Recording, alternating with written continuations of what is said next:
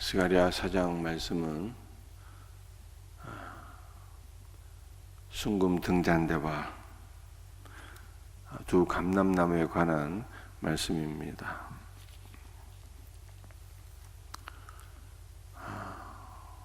등잔대에 대해서 여러분들이 알고 계시죠?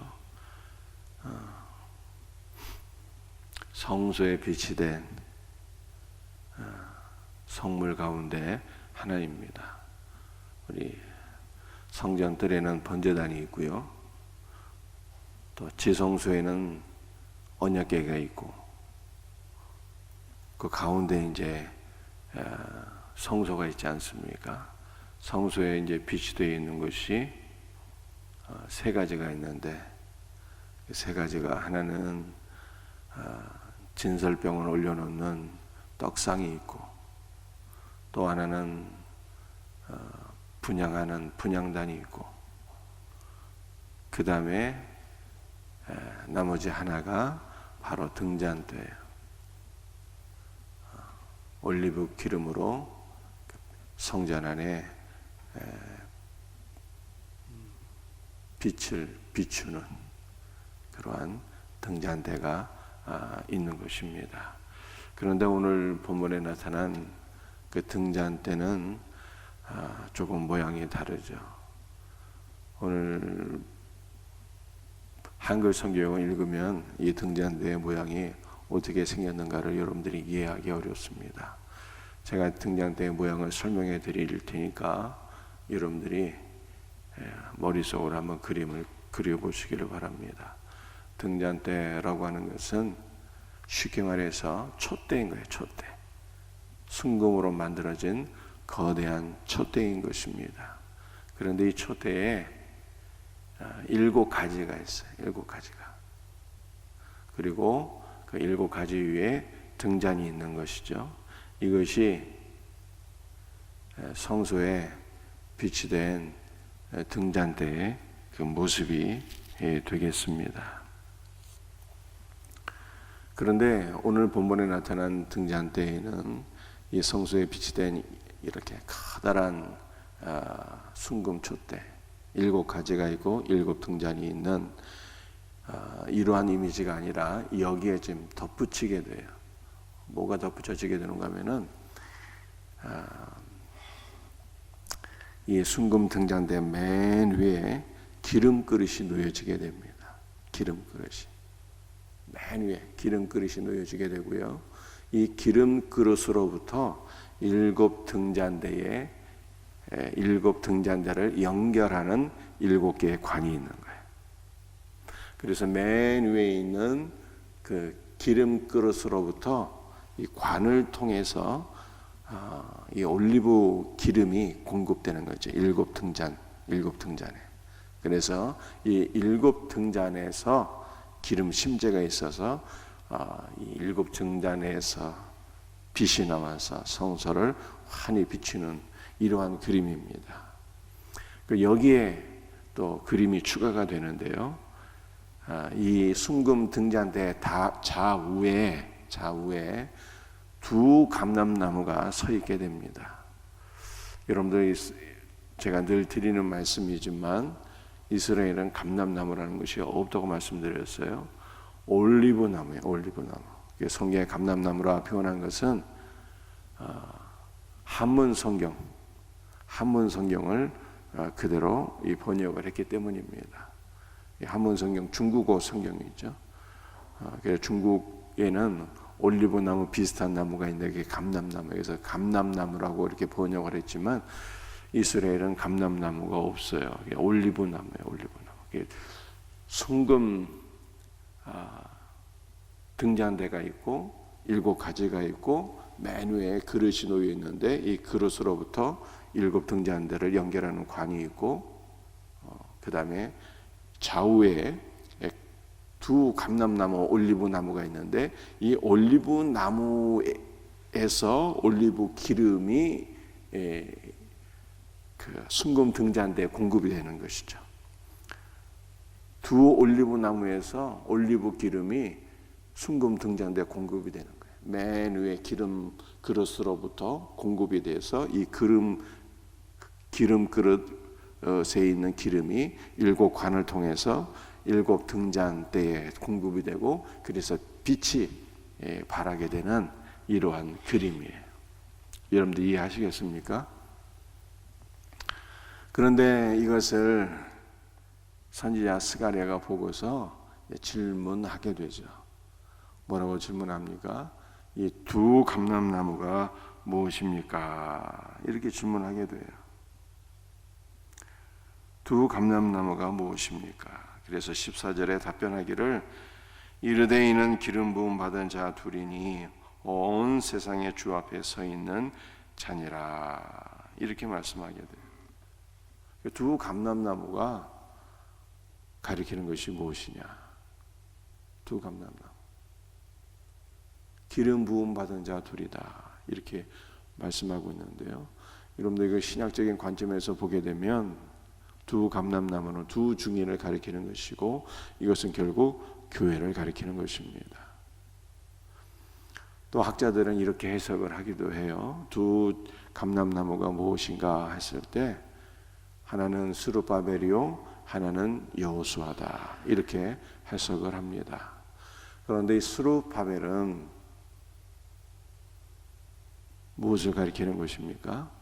스룹바벨은요 스룹바벨이 세운 스룹바벨 성전을 가리키는 거예요. 스룹바벨 성전 솔로몬 성전이 무너져서 두 번째 성전을 세웠는데 그걸 스룹바벨 성전이라고 하잖아요. 이 스룹바벨 성전은 결국 교회를 가리키는 것이고 또 하나는 대제사장 여호수아를 가리킨다고 하는데 여호수아는요 예수님을 가리키는 거예요. 이름 자체가 구약에서 여호수아를 요거 헬라어로 이름을 바꾸게 되면 예수가 되는 거예요. 예수가. 그래서 두 증인은 기름 부음 받은 자 둘인데 결국 하나는 스룹바벨 즉 스룹바벨 성전 교회를 가리키는 것이고 또 하나는 예수 그리스도를 가리킨다. 그런데 이 둘이 하나거든요. 교회와 예수님은 하나이잖아요. 교회는 그리스도의 몸이요 예수님은 교회의 머리가 되는 거예요. 교회와 예수님은 분리할 수 없는 하나이잖아요. 결국 두 감람나무는 두 증인 교회를 가리킨다 라고 하는 것이죠. 그러므로 여러분도 오늘 이 말씀이 우리에게 어떻게 적용이 되는 것입니까? 여러분들 우리는 교회를 통해서 교회의 머리가 되시는 예수 그리스도를 통하여 늘 성령의 기름 부음을 공급받아야 된다는 거예요. 성령의 기름 부음을 받게 될 때 우리는 세상을 환히 비칠 수 있는 세상의 빛으로 하나님 앞에 쓰임을 받게 되는 거예요. 여러분들이 성소에 있는 이 순금 등잔대는 세상을 환히 비치는 생명의 빛 되신 예수 그리스도이시잖아요. 생명의 빛이신 예수 그리스도예요. 그런데 우리는 예수 그리스도 안에서 성령으로 기름 부음 받게 될 때 우리가 또한 세상의 빛이 되는 거예요. 이 세상을 환히 비치는 빛으로 하나님 앞에 쓰임을 받게 되는 것입니다. 그러므로 성경은 너희가 세상의 소금이라 너희가 세상의 빛이라 이렇게 우리에게 말씀하고 있는 것입니다. 여러분들 이 순금 등잔대에 빛은 무엇을 가리키는 것일까요? 여러분들 이 성막은 덮개가 사중으로 되어 있어갖고 자연적인 채광이 하나도 들어올 수가 없어요. 완전한 흑암입니다. 이 성소로 바뀔 수 있는 것은요 딱 하나 순금 등잔대의 빛 밖에는 없습니다. 그런데 이 순금 등잔대가 그 자체가 그리스도의 죽음과 부활을 가리키는 거예요. 그러므로 순금 등잔대에서 나오는 빛은요, 오직 복음의 빛을 가리키는 것입니다. 우리는 세상을 환히 비치는 빛으로 하나님 앞에 쓰임을 받아야 되는데, 결국 우리는 어떻게 빛으로 하나님 앞에 쓰임을 받게 되는 것입니까? 교회 머리가 되시는 예수 그리스도부터 성령의 기름 부으심을 받고, 생명의 말씀, 예수 그리스도의 죽으심과 부활의 복음을 선포할 때 이 부활의 복음을 통해서 흑암이 물러가는 거예요. 사단의 권세가 물러가게 되는 것입니다. 악한 영들이 물러가게 되는 것입니다. 그러므로 우리는 이 세상에 생명의 빛을 공급하는 자로 하나님 앞에 쓰임을 받게 되는 것이죠. 사랑하는 성도들이요, 오늘 6절 말씀을 보게 되면 이는 힘으로 아니 되고 능으로 아니 된다고 그랬어요. 성전을 다시 세우는 것도, 우리가 위축된 한국교회를 다시금 일으켜 세우고 섬기는 것도 우리의 힘과 능으로 안 되는 거예요. 우리가 세상을 환히 비추는 생명의 빛으로 쓰임을 받는 것도 우리 혼자서는 감당할 수 있는 사역이 아닌 것입니다. 우리는 교회 안에서 교회 머리 대신 예수 그리스도와 하나로 연합되어서 예수 그리스도로부터 성령의 기름 부으심을 늘 공급받아야 되는 것이고, 그리고 예수 그리스도의 생명의 말씀을 선포해야 돼요. 그럴 때 세상의 빛으로서 모든 흑암을 물리치고 많은 사람들에게 생명의 빛을 공급하는 그리스도의 종으로 저와 여러분들이 쓰임을 받게 되는 것입니다.